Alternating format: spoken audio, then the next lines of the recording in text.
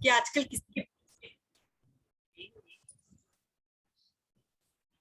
Good morning friends. क्या आपको भी लगता है कि आजकल किसी के पास भी टाइम नहीं है? लोग अपने सपनों को बहुत जल्दी पाना चाहते हैं, बहुत जल्दी करोड़पति बनना चाहते हैं, सब कुछ बस शॉर्टकट से ही सीखना चाहते हैं। लेकिन एक बार अपने आप से पूछिए कि अगर आपके सपने इतने बड़े हैं तो क्या इनको पूरा करने के लिए आपका ज्ञान भी बहुत बड़ा होना जरूरी नहीं है? क्या आपके मोटिवेशनल का आधार बहुत स्ट्रांग नहीं होना चाहिए? बहुत बार आपने देखा होगा फ्रेंड्स कि जब तक आप मोटिवेशनल कुछ देखते हो या फिर सुनते हो तब तक आप में बहुत जोश रहता है, लेकिन जैसे ही हम काम करना स्टार्ट करते हैं ना या कुछ पढ़ना स्टार्ट करते हैं तो जोश पता नहीं थोड़ी देर में कहाँ गायब हो जाता है। लेकिन फ्रेंड्स, यदि यदि आपने भागवत गीता पढ़ ली तो आपको न ही ऐसा कोई दूसरा मोटिवेशन चाहिए होगा और न ही आपका कोई ऐसा लक्ष्य होगा जिसको आप लाइफ में अचीव न कर पाओ। बट ये पॉसिबल कैसे होगा?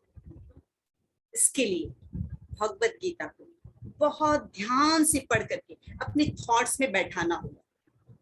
ये एक बार में आपको समझ में नहीं आएगी, आई नो, उसको पता है, बट आपको इसको बार बार पढ़ना होगा क्योंकि अच्छे लोग और अच्छी किताबें एक बार में समझ में नहीं आती, इन्हें बार बार पढ़ना पड़ता है। फ्रेंड्स, मैं आपसे एक क्वेश्चन करना चाहती हूँ। इस पृथ्वी के सबसे पहले, और पृथ्वी के ही नहीं बल्कि पूरे ब्रह्मांड के पास्ट, प्रेजेंट और फ्यूचर के सबसे महान मोटिवेशनल स्पीकर का नाम आप बता सकते हैं? जी हाँ, मुरली वाले श्री कृष्ण भगवान, जिन्होंने आज की तारीख से न जाने कितनी युगों पहले युद्ध के मैदान में एक ऐसा ज्ञान दिया था जो आज 21वीं सदी की दुनिया पर, आज की लाइफ स्टाइल पर भी एकदम सही बैठता है। और ये जान करके ना बड़े बड़े लोग और रिसर्च करने वाले भी लोग हैरान हो जाते हैं कि ऐसा हो कैसे सकता है। इस ज्ञान को पढ़ करके ना Albert Einstein, Mahatma Gandhi, Swami Vivekananda, Annie Besant, Vivek Bindra, न जाने कितने लोगों ने अपना जीवन बदला है। भगवत गीता ये सिर्फ एक किताब नहीं है या फिर कोई धार्मिक ग्रंथ भी नहीं है, बल्कि ये वो नॉलेज है जो इस पृथ्वी के जितने भी लोग जन्म लेकर आते हैं ना यहाँ पर, उनको ये सिखाता है,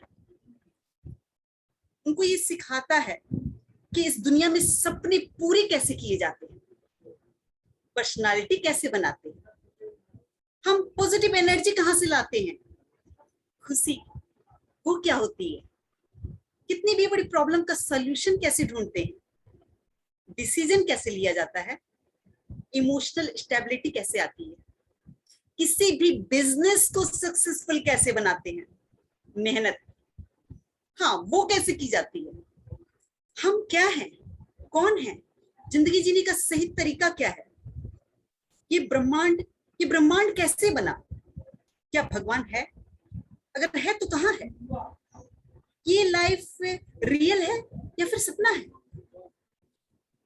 ये सब कुछ आपको एक ही जगह पर मिलेगा, सारे आंसर्स आपको एक ही जगह पर मिलेंगे, भगवत गीता। इसी भगवत गीता के ज्ञान ने एक दुखी और हारे हुए अर्जुन को महान युद्ध का एक सर्वश्रेष्ठ योद्धा और महान विजेता बना दिया। अगर आप भी किसी ऐसे ही मकसद को लेकर के अगर आप आगे बढ़ रहे हो तो मेरा यकीन मानिए फ्रेंड्स, आप भी अपनी जिंदगी की समस्याओं की जंग के मैदान के अर्जुन ही हो। और इसलिए गीता ज्ञान को जानना आपकी या मेरी चॉइस नहीं है, नो, ये चॉइस नहीं है बल्कि आपका और हमारा अधिकार है। तो ऐसा आखिर क्या है भगवत गीता में और इसका मतलब क्या है? फ्रेंड्स, भगवत का मतलब होता है भगवान और गीता यानी गीत, भगवान के मुख से गाया हुआ गीत। फ्रेंड्स, आपने बॉलीवुड हॉलीवुड के गीत तो काफी सुने होंगे, मैंने भी सुने हैं, एंजॉय भी किया है और काफी कुछ उन गीतों से सीखा भी है। पर क्या आपने स्वयं भगवान के मुख से गीत सुना है? जी हाँ फ्रेंड्स, भगवान के मुख से गाया हुआ गीत भगवत गीता। आइए इसी गीत के कुछ अंश को हम सुनेंगे और समझेंगे। तो फ्रेंड्स, मैं सबसे पहला क्वेश्चन आपसे पूछना चाहती हूँ कि आपको क्या लगता है, आपका जन्म इस धरती पर क्यों हुआ है? कभी सोचा है हम इस दुनिया में क्यों आए हैं? हमें ये रियलाइज करना बहुत जरूरी है। जिस तरह से भगवान ने अर्जुन को रियलाइज करवाया कि यदि तुम ये महान युद्ध नहीं करोगे तो तुम्हारा पर्पस ऑफ लाइफ, जीवन का उद्देश्य पूरा ही नहीं होगा। तुम जो इतनी सारी शक्तियों को, काबिलियत को लेकर के आए हो, उसका यूज, उसका इस्तेमाल ही नहीं होगा। फ्रेंड्स, हमारी जिंदगी में भी अलग अलग परिस्थितियां हमारे सामने आती है। जैसे अर्जुन के सामने ये महान युद्ध था ना, वैसे ही हमारी लाइफ में भी छोटे बड़े युद्ध, छोटे बड़े विकट परिस्थितियां, छोटे बड़े चैलेंजेस चलते रहते हैं। Are you agree with me? क्या आपने कभी ऐसा एक्सपीरियंस किया है फ्रेंड्स? तो हमारी जिंदगी में जब ऐसी युद्ध जैसी विकट स्थितियां खड़ी होती हैं, तो सवाल ये है कि तब हम करते क्या है? क्या हम हार कर बैठ जाते हैं या अपने आप को अकेला करके किसी कोने में चले जाते हैं, या फिर खुद को कोसते रहते हैं कि मेरे साथ ऐसा क्यों हो रहा है? फ्रेंड्स, जिस तरह से श्री कृष्ण ने अर्जुन को तैयार किया कि तुम्हारे लिए ये युद्ध करना क्यों जरूरी है, एग्जैक्टली मैं भी आपसे ये कहना चाहती हूँ कि जो भी परिस्थिति आए उसका सामना करना जरूरी है। पर क्यों जरूरी है? क्योंकि सभी के अंदर काबिलियत तो है, पर वो काबिलियत बाहर कब आएगी? सोचिए सोचिए, बचते हुए, परिस्थितियों से भागते हुए, घर पर बैठे हुए? नहीं नहीं फ्रेंड्स, चलिए मैं आपको एक स्टोरी से समझाती हूँ इसको। एक बार ना एक ऊंट का बच्चा अपनी मम्मी ऊंट से पूछता है, मम्मी हमारे पैर इतने लंबे लंबे क्यों हैं? तो मम्मी ऊंट ने जवाब दिया कि जब हमें डेजर्ट पे चलना होता है ना, तो हम जल्दी जल्दी ज्यादा डिस्टेंस कवर कर सके, उसके लिए हमारे पास लंबे लंबे पैर होते हैं, ताकि रेत में हमारे पैर अंदर तक ना फंसे। अच्छा, बहुत खुश हुआ जान करके। उसने फिर पूछा, अच्छा मम्मी हमारे पैरों के तलुओं पर जब ये ब्लैक ब्लैक सा हार्ड हार्ड सा होता है, वो क्यों होता है? मम्मी ने फिर बताया कि जब हम गर्मी में डेजर्ट पर चलते हैं तो बहुत धूप होती है, बहुत धूप होती है, बहुत गर्मी होती है, तो हमें गर्मी ना लगे उसके लिए ये होता है। ओके। फिर बच्चे ने फिर पूछा, अच्छा मम्मी ये जो पीठ पर जो हम्फ लगे होते हैं, जो कुब्बड़ बने होते हैं, वो क्यों होते हैं? मम्मी ने फिर बताया कि यदि डेजर्ट्स में काफी धूप होती है ना, वहां पर काफी टाइम तक हमें पानी नहीं मिलता, तो पानी को स्टोर करने के लिए ये हमारे पीठ पर हम्फ बना होता है। तो ऐसे ही बच्चे के क्वेश्चंस बढ़ते गए, मम्मी ने जवाब देती गई, मम्मी जवाब आंसर देती गई, बच्चा खुश, बहुत बहुत खुश, वाओ हमें कितनी सारी एबिलिटीज मिली है। मगर रिटर्न में वो बेबी अपनी मम्मी से पूछता है लास्ट में कि मम्मी आप हमें ये बताइए कि हमारे अंदर इतनी सारी एबिलिटीज है और इतनी सारी काबिलियत है, और आप बोल रहे हैं कि हम रेत में काम कर सकते हैं, धूप में काम कर सकते हैं, ये कर सकते हैं, वो कर सकते हैं, फिर हम इस जू के अंदर क्या कर रहे हैं, इस पिंजरे के अंदर क्यों बंद हैं? फ्रेंड्स, अब मैं एग्जैक्टली आपसे भी यही कहना चाहती हूँ कि अर्जुन की तरह इतनी सारी क्वालिटीज, काबिलियत आपके अंदर भी है। और फ्रेंड्स, मैं ये स्ट्रांगली मानती हूँ कि हम सभी के अंदर वो काबिलियत, वो क्षमता है कि अपने अपने फील्ड में ना हम बेस्ट योद्धा बन सकते हैं। लेकिन सवाल ये है कि फिर आप वो पिंजरे में क्या कर रहे हो? आप अपने घर तक सीमित होकर के क्या कर रहे हो? फ्रेंड्स, अगर आप बाहर नहीं निकलोगे, रिस्क नहीं लोगे, परिस्थितियों का सामना नहीं करोगे, तो आप उस काबिलियत का जो आपके अंदर है उसका क्या करोगे, क्या कर लोगे? फ्रेंड्स, वो कभी कभी कहते हैं ना कि आपने इतना सारा नॉलेज गेन तो कर लिया, पर उसका किया क्या? जैसे रोज सुबह हमारे ग्रुप्स में क्या होता है, गुड मॉर्निंग मैसेजेस आते हैं, इतने मोटिवेशनल मैसेजेस, तो उनको देख करके लगता है वाह, कितने इंटेलिजेंट लोग हैं हमारे ग्रुप में, कितने सुंदर सुंदर और इंटेलिजेंट वाले मोटिवेटेड मैसेजेस डालते हैं। बट फिर कभी कभी लगता है कि हम उन मोटिवेशनल मैसेजेस का करते क्या है, इम्प्लीमेंट भी करते हैं क्या? फ्रेंड्स देखिए, जैसे खाना कितना भी खा लीजिए आप, पर अगर पचाया नहीं तो सारा खाना क्या, वेस्ट वेस्ट वेस्ट।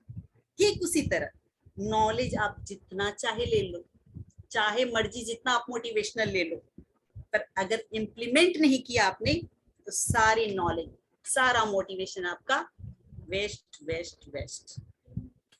फ्रेंड्स, मैं सिर्फ इतना कहना चाहती हूँ कि हर एक प्रॉब्लम में से एक अपॉर्चुनिटी पैदा हो सकती है, पर वो तभी होगी जब आप उसका सामना करेंगे। तो मेंटली आप सोचना शुरू कर दीजिए फ्रेंड्स कि वो कौन कौन सी परिस्थितियां हैं जिससे आप अभी तक भाग रहे हो, या उसको अवॉइड कर रहे हो, या फिर उसको टाल रहे हो, ये सोच करके कि चलो सुबह नहीं किया तो शाम को कर लेंगे, आज नहीं किया तो चलो कर लेंगे। अरे 2 दिन से उसको खींचे जा रहे हैं, उस काम को हम हफ्ते से खींचे जा रहे हैं, 2 महीने से खींचे जा रहे हैं। आप उन सभी परिस्थितियों की ना, मैं तो कहती हूँ एक लिस्ट बना लो और फिर लड़ जाओ, भिड़ जाओ उन प्रॉब्लम से, परिस्थितियों के साथ। क्योंकि फ्रेंड्स, सामना करने से ही केवल सॉल्यूशन मिलेंगे, घर बैठे रहने से कुछ नहीं होगा, राह देखने से कभी रास्ते नहीं मिलेंगे।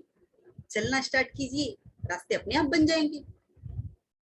सो जब अर्जुन को ये समझाया गया कि तुम्हें अपना पर्पस और गोल जानने की जरूरत है, ठीक वैसे ही हमें भी अपनी लाइफ का पर्पस और गोल जानने की बिल्कुल जरूरत है। तो मैं आप सबसे एक क्वेश्चन करना चाहती हूँ, और मेरा पहला क्वेश्चन यही है कि आपने लेटली कुछ नया कब सीखा या कुछ नया बनाया?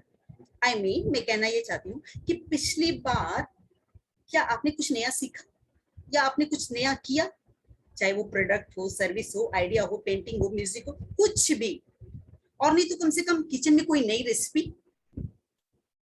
सोचिए friends. Now my next question is, आपने जो कुछ भी किया उससे कितने लोगों का भला हुआ, चाहे वो फैमिली में हो, समाज में हो, या फिर हमारे देश की बातें कह सकते हैं। क्योंकि निष्काम कर्म का मतलब ही होता है स्वार्थ से ऊपर उठ करके किया गया काम। यदि आपने दूसरे के भले के लिए कुछ नहीं किया ना, तो फिर उस काम का मेरे हिसाब से तो कोई मतलब ही नहीं। अर्जुन को भी भगवान क्या समझाते हैं? अर्जुन को भी भगवान यही समझाते हैं, तुम्हें ये युद्ध अपने लिए या हस्तिनापुर के लिए या फिर इंद्रप्रस्थ पाने के लिए नहीं करना है पार्थ, बल्कि ये युद्ध करना है धर्म के लिए, सत्य के लिए, जो गलत हो रहा है इसका विनाश करने के लिए, समाज का भला करने के लिए। Think about it friends. Now my third question is, आपको ये दोनों काम करते हुए, यानी कि कुछ नया क्रिएट करने से और समाज का भला करने से, आपको कौन रोक रहा है? कौन सा डर है, कौन सा फियर फैक्टर है जो आपको रोक रहा है? जैसे अर्जुन का डर था मोह, अटैचमेंट, कि सामने मेरे सारे अपने परिवार के ही लोग हैं, वे ही मारे जाएंगे। तब श्री कृष्ण ने उन्हें आत्मा का ज्ञान सांख्य योग में दिया था कि मरने वाला तो कोई है ही नहीं, क्योंकि केवल शरीर मरता है, आत्मा तो अजर अमर है और हम एक आत्मा है। और जिस प्रकार हम ड्रेस चेंज करते हैं परंतु हम तो वही रहते हैं, उसी प्रकार आत्मा भी ड्रेस रूपी बॉडी ही चेंज करती है, हर बार एक नए ड्रेस के साथ। तो कर्मयोगी बनने के लिए सांख्य योग का भी ज्ञान थोड़ा होना बहुत जरूरी है। नाउ फ्रेंड्स, अब हम देखेंगे कि कर्म 2 प्रकार के होते हैं अकॉर्डिंग टू भगवत गीता। एक होता है सकाम कर्म और एक है निष्काम कर्म। सकाम कर्म क्या है? सकाम कर्म यानी जहां आपके कर्म से कुछ इच्छाएं जुड़ी हुई होती है, यानी एक्सपेक्टेशन, यानी हमारा फोकस होता है कि हमें ऐसा वाला रिजल्ट मिलना चाहिए, हमें ठीक एग्जैक्ट वही वाला रिजल्ट मिलना चाहिए, इस प्रकार का हमारा फोकस होता है। तो फ्रेंड्स, जो ये एक्सपेक्टेशन होता है ना कहीं हमारे दुख का कारण बन सकता है। एक्चुअली ना, प्रॉब्लम्स रिजल्ट में नहीं है, उसके एक्सपेक्टेशन में है। रिजल्ट हमें कैसा मिलता है? जैसे हमने मेहनत की होती है, लेकिन एक्सपेक्टेशन हम क्या करते हैं, हमेशा हायर हायर हायर रखते हैं, और जब पूरी नहीं होती तो हम दुखी हो जाते हैं, isn't it? तो अब क्वेश्चन ये है कि किया क्या जाए। द आंसर इज निष्काम कर्म, यानी बिना एक्सपेक्टेशन के किया गया काम। और भागवत गीता का ये श्लोक तो आप सभी ने सुना होगा, जो कि बहुत ही ज्यादा कॉमन है और भगवान के द्वारा उच्चारित है। कर्मण्येवाधिकारस्ते मा फलेषु कदाचन, यानी कि भगवान समझाते हैं यहाँ पर कि कर्म करो पर फल की इच्छा मत रखो, क्योंकि तुम्हारा अधिकार केवल कर्म करने तक ही है, फल पर तुम्हारा अधिकार नहीं है। अब आप कहेंगे, एक्चुअली मैं भी पहले कहती थी कि ये कैसे पॉसिबल है, क्योंकि बिना वजह थोड़ी ना हम कुछ करेंगे। यस, आपकी बात बिल्कुल सही है, लेकिन आपको नहीं लगता फ्रेंड्स कि हर एक चीजों में जब हम वजह जोड़ने लगते हैं ना, तो जो कार्य है उस कार्य की जो प्योरिटी है उसे हम कहीं ना कहीं डिस्टर्ब कर देते हैं। तो चलिए उसको मैं एक एग्जांपल लेकर के समझाती हूँ।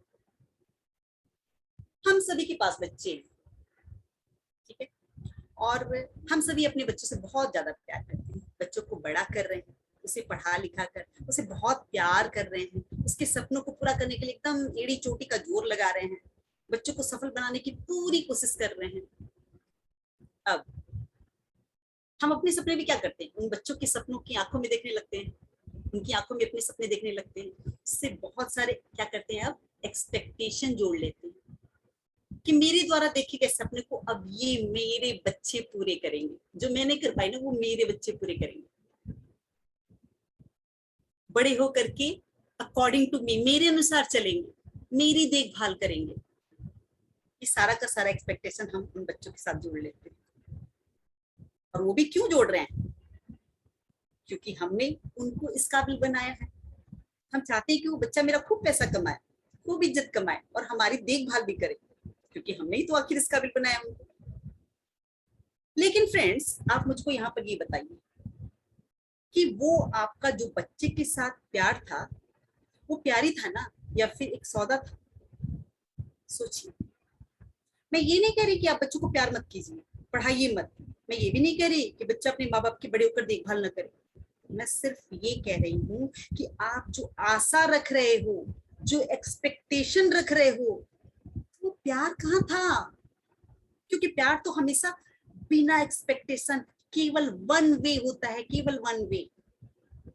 लेकिन अगर 20 साल 22 साल 25 साल आपने बच्चों को प्यार सिर्फ इसलिए किया कि रिटर्न में वो आपको बड़े होकर के कुछ देगा, कुछ दे, तो वो प्यार नहीं था, वो तो बिजनेस डील था ना। कहने का मतलब, काम के साथ एक्सपेक्टेशन हमेशा आपको दुख ही देगा। फ्रेंड्स देखिए, हमने प्रेस्टीज में क्या किया, खूब सारी ट्रेनिंग ली, अब आई एग्जाम की बारी, यानी कि फील्ड्स पर काम करने की बारी। हमने क्या किया, मैं अपना बताती हूँ। मैंने 2 प्रोस्पेक्टिंग की, 4 प्रोस्पेक्टिंग की, 5 की, 8 की, 10 की। रिजल्ट बहुत सारे बांध रखे थे मैंने कि इतनी बड़ी टीम बनेगी, क्या हुआ? No no no no no. और फिर मुझे क्या हुआ? दुख। क्यों?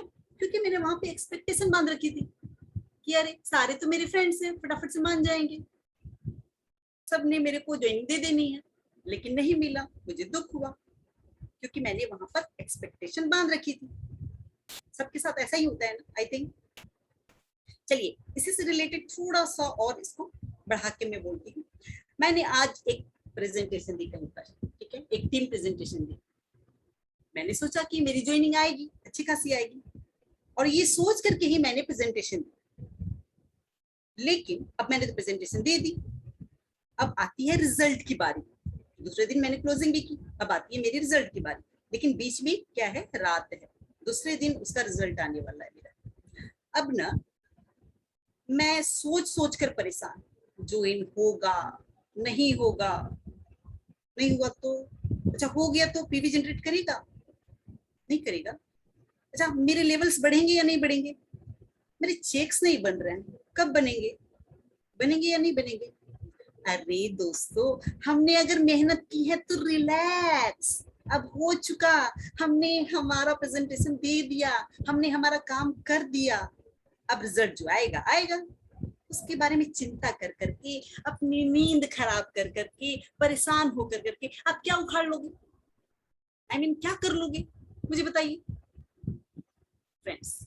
आपके परेशान होने से ना कोई डिफरेंस नहीं आने वाला। शायद इसीलिए कहा गया है कि चिंता चिता समान। बट फ्रेंड्स, क्वेश्चन तो फिर भी है ना, बिना रिजल्ट पर फोकस किए काम कैसे करें? गोल सेट करेंगे, मेहनत करेंगे, तो क्या रिजल्ट पाने की इच्छा नहीं होगी? How it is possible? I know ये क्वेश्चन आपके दिमाग में है ना दोस्तों? बिल्कुल होना चाहिए ये दिमाग में, मेरे भी दिमाग में था। तो मैंने क्या समझा इससे कि रिजल्ट पाने की इच्छा तो होगी, और क्यों ना हो, रिजल्ट पाएंगे, लेकिन हमें उस रिजल्ट के साथ अपनी खुशी को नहीं जोड़ना है, अपने चेहरे की मुस्कान को नहीं जोड़ना है कि अगर मेरा वो कर्म, मेरा वो काम सक्सेसफुल नहीं हुआ तो मैं माथा पर हाथ रख करके रोने बैठ जाऊं कि नहीं मुझे तो ये करना ही नहीं, नेक्स्ट टाइम तो मुझे इस काम को करना ही नहीं। नो, ठीक है ना, नहीं हुआ कोई बात नहीं, हम अब भी खुश हैं, हम फिर करेंगे फिर करेंगे। कर्मवीर या कर्मयोगी किसको कहते हैं? जिसको किसी जीत या हार से कोई फर्क नहीं पड़ता, वो बस अपना कंटिन्यू करते जाता है काम। हमने जितने भी लीडर्स की कहानी सुनी है उसमें यही सुना है ना कि स्टार्टिंग में उसको कितने नो मिलते हैं, लेकिन फिर भी वो हार नहीं मानते, करते जाते हैं, अपना काम करते जाते हैं, बिना इस बात की परवाह किए कि कौन मेरे साथ आ रहा है कौन नहीं आ रहा है, मेरे साथ पॉजिटिव रिजल्ट मिल रहा है या नेगेटिव रिजल्ट मिल रहा है। नो, वो बस केवल अपना काम करते जाते हैं और अंत में उसे कोई सक्सेस नहीं मिलती है। तो फ्रेंड्स, अब मैं फिर से ले चलती हूँ एक नए पेज पर आपको। भगवत गीता में कर्म 3 प्रकार के बताए गए हैं। एक है कर्म, दूसरा है अकर्म और तीसरा विकर्म। कर्म तो सिंपली है जो हम काम करते हैं, अकर्म क्या है और विकर्म क्या है? देखिए फ्रेंड्स, एक होता है अच्छा काम और एक होता है बुरा काम। अच्छे काम का अच्छा नतीजा और बुरे काम का बुरा नतीजा। तो चलिए मैं आपको कुछ इसको प्रैक्टिकली बात से बताती हूँ। अगर मैं प्रैक्टिकली बात करूं तो एक लॉ होता है, the law of cause and effect. The law of cause and effect, यानी आप जो भी कर्म करेंगे ना उसका कोई ना कोई तो रिजल्ट निकलेगा ही। ठीक है, चलिए अब इस लॉ को थोड़ा प्रैक्टिकल लाइफ में समझते हैं। मान लीजिए अगर आप सुबह ब्रश नहीं करते तो उसका रिजल्ट क्या होगा? कैविटीज होगी, मुंह में बदबू आएगी, यानी आपने कुछ कर्म नहीं किया। दैट इज कॉल्ड अकर्म। आपने कुछ कर्म नहीं किया, ब्रश नहीं किया, कुछ कर्म नहीं किया, यानी ना करना भी एक कर्म है, एक प्रकार का कर्म है जो आपको रिजल्ट के रूप में कैविटीज देता है। चलिए एक और एग्जाम्पल, अगर आप 24 घंटे मोबाइल स्क्रीन पर लगे पड़े हो तो आंखों पर इफेक्ट आना, ये उसका रिजल्ट हुआ। या फिर आप एक्सरसाइज नहीं करते हो, कुछ योगा नहीं करते हो, कुछ वॉक नहीं करते हो, तो रिजल्ट के रूप में क्या, मोटापा या फिर कोई अन्य फिजिकल प्रॉब्लम्स अगर आपको शरीर की आती है तो ये क्या हुआ, उसका इफेक्ट हुआ, उसका रिजल्ट हुआ। और उसका कॉज क्या हुआ, आपने कुछ नहीं किया। या फिर अगेन मैं अगर वेस्टेज से रिलेटेड हूँ, तो अगर आप इनफ टाइम नहीं दे रहे हो बिजनेस को, वेस्टेज ट्रेनिंग को, तो बिजनेस में फेल होना, ध्यान दीजिएगा फ्रेंड, बिजनेस में अगर आप इनफ टाइम नहीं दे रहे हो बिजनेस को या ट्रेनिंग को, तो बिजनेस में फेल होना ये उसका रिजल्ट हो सकता है। यानी कि मैं आपको बताना चाहती हूँ कि जैसा कर्म हो रहा है वैसा ही नतीजा खड़ा हो रहा है। आपने देखा ना, सो कॉज एंड रिजल्ट आपको हर मोड़ पर मिलने वाला है, यानी आप जो बीज बोएंगे ठीक वैसा ही नतीजा मिलेगा। अगर आपने अमरूद का बीज बोया है तो आप आशा नहीं रख सकते कि आपको मैंगो मिल जाएगा, no, and that is the common sense ना। तो चलिए अब मुझे बताइए कि आप में से कितने लोगों ने कभी ना कभी लॉ ऑफ अट्रैक्शन के बारे में सुना है, पढ़ा है, या फिर वो कौन सी मूवी, हाँ the secret movie, the secret movie देखी है या बुक पढ़ी है? वो शायद ग्रुप में भी सर्कुलेट हुई। फ्रेंड्स, जब हम लॉ ऑफ अट्रैक्शन की बात करते हैं ना, तो मैंने देखा है काफी लोगों को लगता है कि वो कुछ मैजिकल सा है। नहीं, एक्चुअली ये लॉ ऑफ अट्रैक्शन है ना, लॉ ऑफ कर्मा यहाँ पर भी काम कर रहा है। मैं कुछ आपको बताना चाहती हूँ अपने बारे में। मुझे कुछ टाइम पहले, कुछ सालों पहले लॉ से रिलेटेड कुछ नया मालूम हुआ and I was shocked. Actually ना, जो हम सोचते हैं वो सोचना भी एक काम है। पहले मैं समझती थी केवल बोलना और करना ही कर्म है, बट सोचना भी एक काम है। सोच कर बोलो, सोच कर करो, ये तो खूब सुना था बचपन से, बट अब नई बात पता चली, सोच करके सोचो। इसका एक एग्जांपल मैं देती हूँ। सपोज मेरी एक फ्रेंड का फोन आया और मैं अपने फ्रेंड का फोन उठाते ही बोलती हूँ, अरे हेलो, तुम्हारा फोन मैं बहुत मिस कर रही थी, तुमसे बात करके ना मुझे बहुत मजा आता है, बहुत अच्छा लगता है तुमसे बात करके, काफी दिनों बाद तुमने फोन किया, मैं तुमको बहुत मिस करती हूँ। और इतनी प्यारी प्यारी बातें मैं इस फ्रेंड के साथ करती हूँ, लेकिन मेरे माइंड में क्या चल रहा है, अरे इतना काम पड़ा, अब इस पर से इसका फोन आ गया, अब ये आधा घंटा मेरा दिमाग खराब करेगा, मैं अपना काम कैसे करूंगी, कब ये फोन रखेगी और मेरी जान छूटेगी। सोच रहे हैं फ्रेंड, मेरे थिंकिंग में और मेरे बोलने में कितना डिफरेंस है। तो अब इसका रिजल्ट क्या होगा, that is the cause, that is the कर्म, एंड उसका रिजल्ट क्या होगा, हमें सामने वाले से नेगेटिविटी मिलेगी और फिर हम सोचेंगे, अरे मैं तो इससे हमेशा इतने प्यार भरी बातें करती हूँ, इतने मीठे से बोलती हूँ, फिर ये मेरे लिए इतनी नेगेटिविटी क्यों रखती है। हमने तो ध्यान ही नहीं दिया कि क्यों, क्या नहीं ध्यान दिया कि मैंने तो जो बोला सिर्फ उसी को कर्म गिना ना, उसी का रिजल्ट खोजा, लेकिन जो मैंने थिंकिंग की, जो सोचा, वो भी एक कर्म ही है फ्रेंड्स।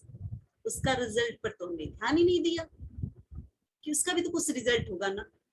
तो फ्रेंड्स, जो बात बोलने लायक नहीं, वो बात सोचने लायक भी नहीं, ये भी भगवान ही बताते हैं गीता में।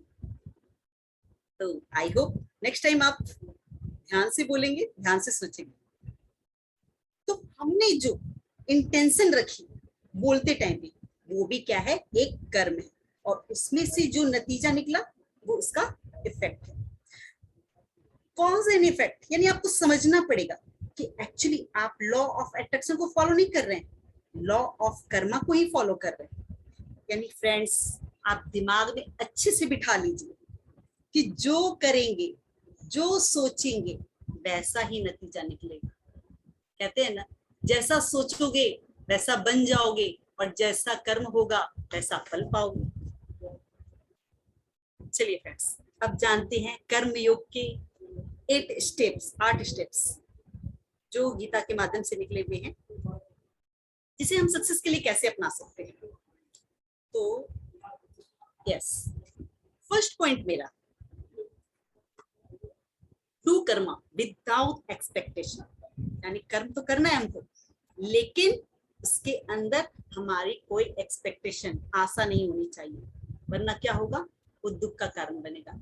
अगर अकॉर्डिंग टू मी रिजल्ट नहीं मिला और हमने उसके साथ बहुत सारी एक्सपेक्टेशन बांध ली है, तो फिर क्या होगा, दुख ही मिलेगा ना।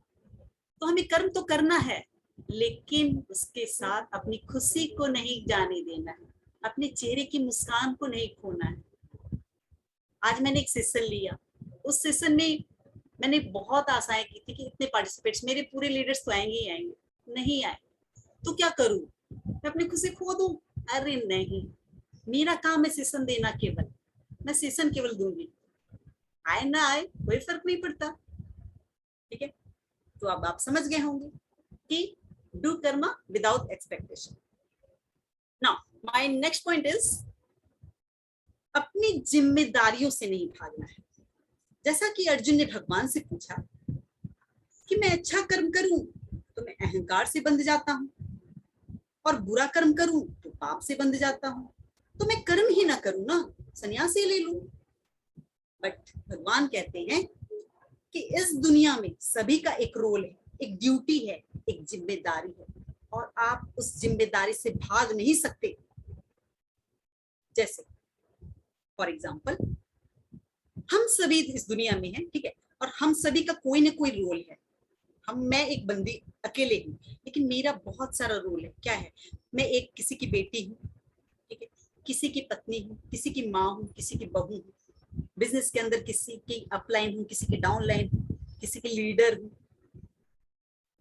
जॉब में अगर कहीं आप देखिए तो कोई किसी का बॉस है, कोई एम्प्लॉय है, तो सबका अपना अपना रोल है, और उस रोल के अकॉर्डिंग सबकी अपनी अपनी जिम्मेदारी है। जिम्मेदारी की बात करूं तो हमारी जिम्मेदारी समाज के प्रति भी है, एज अ सिटीजन भी है। तो आप अपनी जिम्मेदारियों से मुकर नहीं सकते फ्रेंड्स। अब जिम्मेदारियों को समझना भी जरूरी है कि रोल तो मेरा एक ही है, सॉरी, मैं तो अकेले ही, रोल मेरा इतना सारा, जिम्मेदारी मेरी इतनी सारी, लेकिन मुझको यहाँ पर ये समझना है कि किस जिम्मेदारी को कितना टाइम देना है, प्रायोरिटीज फिक्स करनी है। फॉर एग्जाम्पल, दूसरों की मदद करना बहुत अच्छा है, निस्वार्थ भाव से मदद करना तो और भी ज्यादा अच्छा है। लेकिन सपोज मान लीजिए आपकी अपनी ही तबीयत खराब पड़ी और आप दूसरों की मदद करने चल पड़े, तो आपको क्या लगता है, आप लंबे समय तक उसकी मदद कर पाएंगे? no. किसी को पैसे की हेल्प करनी, पैसे की हेल्प करनी बहुत अच्छी बात है, बट कब तक आप उसकी हेल्प कर पाओगे? अच्छा नहीं होगा। आप उसको कोई जॉब सिखा दो, आप उसको पैसे कमाना सिखा दो, आप उसको वेस्टेज का बिजनेस दे दो। तो कहने का मतलब ये है कि आपको अपनी प्रायोरिटीज कैसे करनी है वो सीखना है, और उसी के मुताबिक अपनी जिम्मेदारियों को निभाना है। पर्पस ऑफ आवर एक्सिस्टेंस, शरीर हमें क्यों मिला है, ये मानव तन हमें क्यों मिला है? शरीर हमें मिला है कार्य करने के लिए। टूल्स मतलब समझते हैं फ्रेंड्स, कोई भी टूल्स यानी औजार। हमारा शरीर क्या है? हमारा शरीर भी एक टूल ही है। एज ए टूल हमें ये शरीर मिला है, और किसी भी टूल का यूज इतना ही है कि आप उससे काम लें, यानी कि हमें भी इस शरीर से काम लेना है, इस शरीर से कर्म करते रहना। कुछ लोग भागना चाहते हैं, पर कैसे भागेंगे आप? अच्छा, कुछ लोग बोलते हैं कि आराम करने से शरीर की एनर्जी बढ़ जाती है और काम करने से आदमी थक जाता है। पर मुझे आप बताइए, ये एक्सपीरियंस तो आप सभी ने किया होगा कि जिस दिन हमारे पास खाली टाइम होता है ना, किसी दिन, तो हम लोग सोचते हैं अच्छा कल का दिन बहुत खाली है ना, इस दिन मैं ये भी काम कर लूंगी, वो भी काम कर लूंगी, ये पेंडिंग काम है ना वो भी कर लूंगी। लेकिन क्या होता है रियलिटी में, बताइएगा? उस दिन और भी हम बिल्कुल भी काम नहीं कर पाते, थोड़ा बहुत जो करते हैं ना डेली वो भी नहीं कर पाते। बल्कि जिस दिन हमारा शेड्यूल बहुत ज्यादा बिजी होता है उस दिन बल्कि हम एक्स्ट्रा 2 दिन और कर लेते हैं। मेरे एक्सपीरियंस तो कहते हैं, आई होप आपके भी कहते होंगे। तो कहने का मतलब इस शरीर से हमें काम करवाते रहना है। कुछ लोग क्या होता है, संन्यास की तरफ जाना चाहते हैं, भागना चाहते हैं अपनी ड्यूटी से, दुनिया के झमेले से दूर। तो ये भी एक तरह का सेल्फिशनेस हुआ ना। हम केवल अपने बारे में नहीं सोच सकते फ्रेंड्स। हम बोलते हैं हमारे पास सब कुछ है, हम वेस्टेज क्यों करें? बट फ्रेंड्स, क्या हम केवल अपने जीने के लिए ही ये मानव तन पाएंगे? हमारा कर्तव्य नहीं है कि हम वेस्टेज खुद सीखें और इस प्लेटफॉर्म के माध्यम से ही सही दूसरे की जिंदगी को भी शानदार बनाए, दूसरों को भी हम कमाना सिखाएं। चलिए, इससे रिलेटेड मैं आपको एक स्टोरी बताती हूँ, छोटी सी रियल स्टोरी। स्वामी विवेकानंद, जब उनके गुरु श्री रामकृष्ण परमहंस जी अपने अंतिम क्षणों में थे, तो उन्होंने अपने सभी शिष्यों को बुलाया और अपने सभी शिष्यों को कहा कि मेरे बाद नरेंद्र को यानी स्वामी विवेकानंद जी को आप अपना गुरु माने। तो विवेकानंद जी चुपके रह गए। क्यों? क्योंकि वो गुरु के बताए मार्ग पर चलकर आध्यात्मिक लक्ष्य प्राप्त करके हिमालय पर जाना चाहते थे। तो गुरु ने बताया, गुरु ने समझाया नरेंद्र को, नहीं नरेंद्र, क्या ये तुम्हारा दायित्व नहीं है कि जो ज्ञान तुम्हें मिला है वो सिर्फ तुम अपने तक सीमित न रखकर दुनिया में बांटो? फ्रेंड्स, यही से विवेकानंद जी का जीवन चेंज हुआ और रामकृष्ण मिशन की स्थापना उन्होंने चारों ओर की। और विवेकानंद जी के बारे में आप ये तो अच्छे से जानते होंगे ना कि उन्होंने पूरी दुनिया में भारत को विश्व गुरु की पोजीशन पर बैठाया था। शिकागो में जब उन्होंने संबोधन किया था, sisters and brothers of America, ये वाला जो उनका जो स्पिरिचुअल, उनका ये जो स्पिरिचुअल थोड़ा सा या इंस्पिरेशन आप कहिए जो स्पीच था ना, इसको प्लीज फ्रेंड आप लोग जरूर गूगल से निकाल करके सुनिएगा, बहुत ज्यादा इंस्पायरिंग है ये। तो चलिए, मेरी कहने का मतलब है यानी कुछ न करना ये भी क्या है, एक बुरा कर्म है जिसको हम अकर्म कहते हैं। Now my next slide is go with extra mile. कर्म करना है हमें, बिल्कुल करना है, लेकिन विथ एक्स्ट्रा माइल, और ये भगवान अर्जुन को समझाते हैं। तो friends, what is the meaning of extra mile? Friends, आपको जो कार्य मिला है करने के लिए या फिर कोई जिम्मेदारी दी गई है करने की, तो उसे हम कैसे करते हैं? चलिए, सबसे पहले हम देखते हैं कि ये करने से हमें मिलेगा क्या। हम जब भी कोई जिम्मेदारी लेते हैं, काम करते हैं, तो हम सबसे पहले उसके रिजल्ट की तरफ जाते हैं ना, कि अच्छा ये काम मैं करूंगी तो मुझको इसके रिजल्ट में, रिटर्न में क्या मिलेगा। सपोज फॉर एग्जाम्पल, अगर मुझे बिजनेस प्लान एक ऐसे बंदे को दिखाना है जो देखने में ही लगता है कि अरे ये तो करेगा ही नहीं, लेकिन चूंकि अपलाइन ने बोला इसलिए मुझको ये प्लान दिखाना पड़ेगा उसको। या फिर कोई ऐसा काम कर रहे हैं जिसके रिटर्न में हमें सिर्फ और सिर्फ 100 रुपए मिलने वाले, या फिर सपोज हमें अपने किसी स्टाफ का कोई काम करना है, उस काम को हम कैसे करते हैं? ठीक दूसरी ओर सेम वर्क, सेम काम, लाइक बिजनेस प्लान, हमें अब किसी वैल्यूबल पर्सन को दिखाना है जो लगता है कि अगर ज्वाइन हो गया ना तो एकदम डायनेमिक लीडर बनेगा मेरा, और सेम वही काम जिसके रिटर्न में हमें 100 रुपए मिल रहे थे, अब यहाँ पर आपको 1000 रुपए मिलने वाले। या सेम वही काम जो स्टाफ के लिए करना था ना, लेकिन अब मुझे बॉस के लिए करना है। क्या लगता है आपको, हम दोनों सिचुएशन में सेम ढंग से काम करेंगे? देखिए फ्रेंड्स, अगर हमें 100 रुपए मिल रहा है तो हम उसको ऐसे ही कर लें, और 1000 रुपए मिले तो थोड़ा अच्छे से करें। ऐसा नहीं होना चाहिए फ्रेंड्स। अगर आपको कोई काम दिया गया है तो उसे अपने लेवल के मुताबिक करो ना। आप ये क्यों सोचते हो कि मुझे जो मिल रहा है मैं उसके मुताबिक करूं? नहीं, आपका जो लेवल है, आपका जो 100% है आपके अंदर, उसके मुताबिक करो ना। एग्जाम्पल फिर से, अगर वेस्टेज में ही लूं तो सपोज मुझे अपनी क्रॉस लाइन की टीम को कुछ बताना है, ठीक है, या फिर एक ऐसा बंदा जो मेरी टीम का नहीं है, मुझे उसको कुछ सिखाना है, तो आपको क्या लगता है मुझे उसको कैसे सिखाना चाहिए? कंप्रोमाइज करके सिखाना चाहिए, थोड़ा कंजूसी से सिखाना चाहिए। क्यों? क्योंकि यहाँ से तो मुझको कुछ बेनिफिट मिलने वाला नहीं है। लेकिन अगर मेरी डाउनलाइन को मुझको सिखाना है, कुछ मेरी टीम को कुछ सिखाना है, तो मुझे कुछ ज्यादा सिखाना चाहिए, ज्यादा इन्वॉल्व होकर के सिखाना चाहिए। क्या लगता है फ्रेंड्स? नो फ्रेंड्स, नो, ऐसा नहीं होना चाहिए। बल्कि आप अपनी ओर से जितना ज्यादा, जितना एक्स्ट्रा कर सकते हो कीजिए।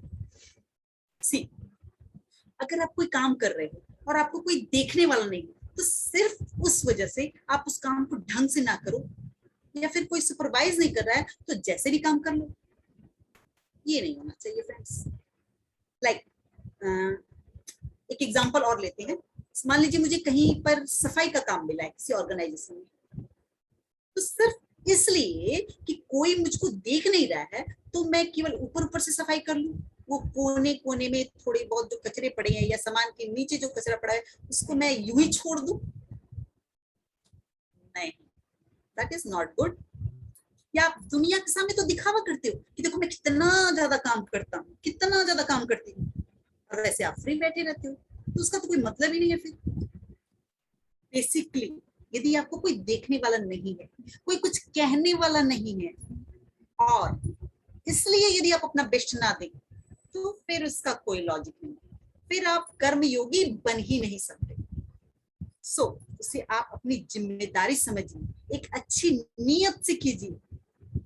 आपके वेस्टेज में क्या होता है? वेस्टेज में भी तो कोई बॉस नहीं होता, कोई आपको कुछ कहने वाला नहीं है, लेकिन जब कोई व्यक्ति अपने काम को बखूबी ईमानदारी से निभाता है, तो कॉमन सेंस की बात है ना फ्रेंड्स, वो अच्छा काम कर रहा है, वो एक्स्ट्रा माइल काम कर रहा है। और सक्सेसफुल कौन होगा बताइए? तब सक्सेसफुल भी वही होगा, isn't it? चलिए नेक्स्ट पॉइंट, विदाउट ईगो। जी हाँ फ्रेंड्स, जब भी आप कोई कर्म करते हैं तो उसे सिर्फ इसलिए ना कीजिए कि उसमें से कुछ पैसे कमाने को मिल रहे हैं। सिर्फ इसलिए ना कीजिए कि उससे आपकी इमेज बड़ी हो रही है, सिर्फ इसलिए ना कीजिए कि आपका स्टेटस बेहतर हो रहा है या फिर आपका नाम रोशन हो रहा है। फ्रेंड्स, यदि आप भी कोई काम किसी ऐसे ही एक्सपेक्टेशन से करते हैं तो फिर ये काम सकाम कर्म हो जाता है, जहां आशा आ जाती है, एक्सपेक्टेशन आ जाती है, और जहां नेम, फेम, पैसा, काम सकाम, तो कहीं ना कहीं ईगो आ ही जाती है। और अगर ईगो आ गई तो एक बात तो पक्की है कि वो कर्म अच्छा कर्म तो रह ही नहीं सकता। तो इस बात को अच्छे से दिमाग में बिठा लीजिए कि हमें ईगो से उठना बहुत ज्यादा जरूरी है। Next point is be detached, मोह रहित। आप कोई भी काम करें लेकिन डिटैच्ड होकर के करें, डोंट डू पार्शियलिटी। एक टीचर सपोज, या फिर हमारे ग्रुप में मान लीजिए एक अपलाइन, एक लीडर, एक मेंटर, उसके लिए क्या सारे स्टूडेंट, सारे डाउनलाइंस, उसके सारे टीम मेंबर इक्वल होने चाहिए विदाउट एनी अटैचमेंट। ये नहीं कि कोई ज्यादा आपकी तारीफ कर रहा है, कोई आपका ज्यादा क्लोज में है, या कोई ज्यादा आपका काम कर देता है साइड से, तो आप उसकी ओर ज्यादा ध्यान दे रहे हैं, उसको ज्यादा सिखा रहे हैं और बाकी को वैसे ही छोड़ रहे हैं। That is not good. ये कर्मयोगी की पहचान बिल्कुल नहीं है friends. Now, true meaning of संन्यास। हम लोग संन्यास का मीनिंग क्या समझते हैं कि घर बार गृहस्थ जीवन सब कुछ छोड़ छाड़ देना, दैट इज कॉल्ड संन्यास।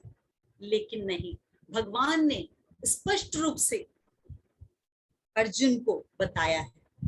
क्या बताया है कि संन्यास का मतलब घर बार, परिवार, जायदाद, पैसा, संपत्ति, संसार, इन सब को छोड़ने की कोई जरूरत नहीं, बल्कि उसके साथ जुड़ी हुई जो हमारी इच्छाएं हैं उसको छोड़ना है।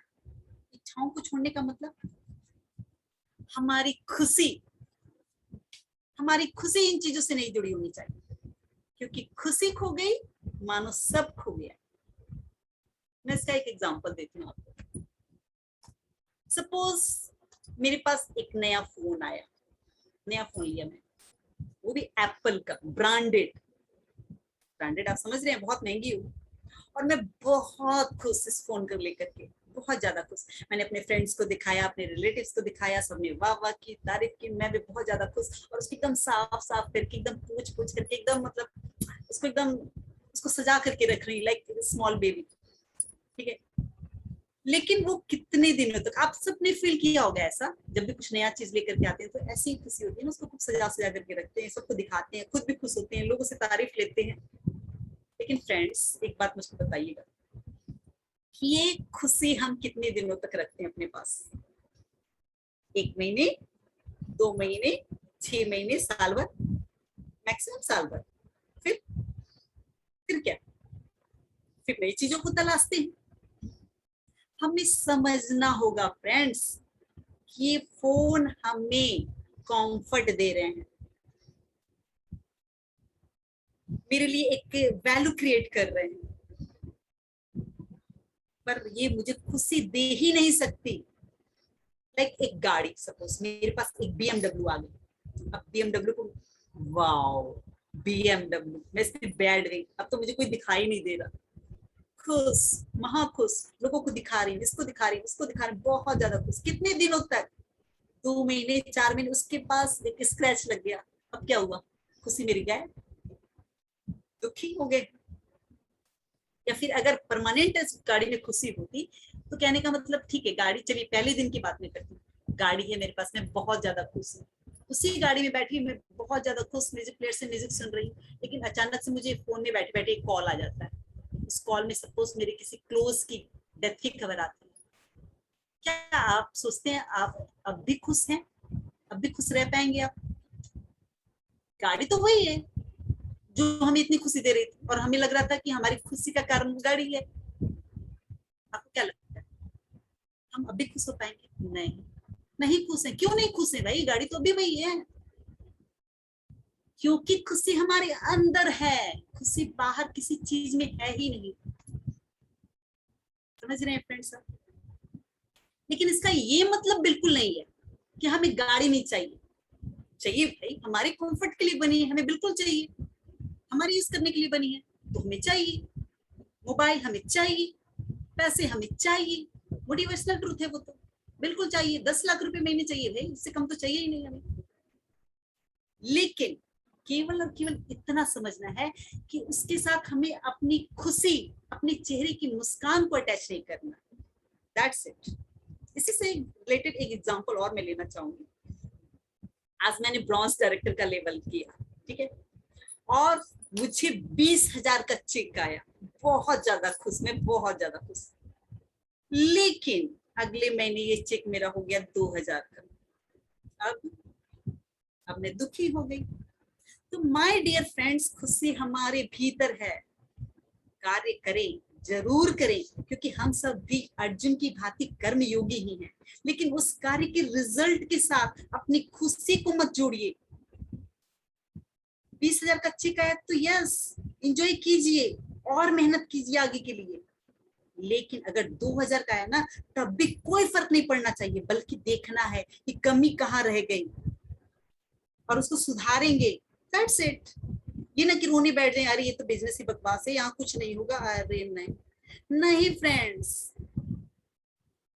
आप समझे मैंने क्या समझाया? आप आई थिंक प्रॉपरली समझ गए होंगे। नेक्स्ट चीज मैं आपको ये समझाना चाहती हूँ, जो भगवत गीता से ही मैंने समझा है, कि कोई भी काम छोटा नहीं होता। जी हाँ फ्रेंड्स, भगवान ने भी यही कहा अर्जुन से, हे अर्जुन, तीनों लोकों में मेरे लिए कुछ करना नामुमकिन हो ऐसा तो है ही नहीं। मैं कुछ करना चाहूं और वो ना हो ऐसा भी नहीं है। और मेरे लिए कुछ करना जरूरी भी तो नहीं, उसके बावजूद मैं तुम्हारा सारथी बना हुआ हूं। कर्म कर रहा हूं पार्थ, कर्म कर रहा हूं, सिर्फ ये दिखाने के लिए कि निष्काम कर्म करके भी जीवन जीना संभव है। फ्रेंड्स, अब आप ये सोचिए कि स्वयं भगवान किसी के सारथी बनकर, और सारथी तो बहुत रिस्पेक्टेड वर्ड है फ्रेंड्स, आज की भाषा में कहूँ ना तो ड्राइवर। जी हाँ, भगवान ड्राइवर का काम कर सकते हैं, वो भी अपना बेस्ट एफर्ट दे करके। तो दोस्तों, हमें किस बात की प्रॉब्लम होती है? हम क्यों कहते हैं कि हमें ऐसा काम नहीं करना, ना ना हमें वैसा काम नहीं करना? सुना है ना अपने, खास करके वेस्टेज में तो, अरे ये ऑयल शैम्पू का काम है ना, ना मैं तो नहीं करूंगी। अरे ये तो सबसे नो सुनने वाला काम है, ये तो बिल्कुल मैं नहीं करूंगी।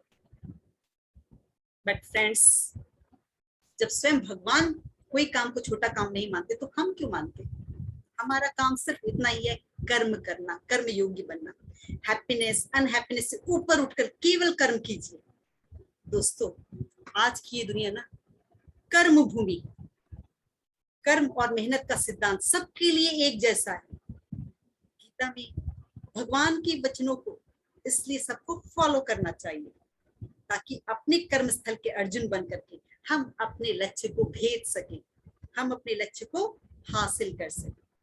जय Shri Krishna. Om Shanti. Thank you. Over to you ma'am.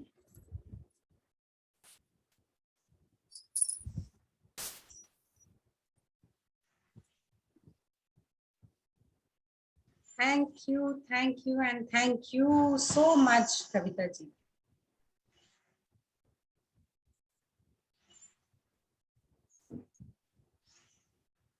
Just a minute.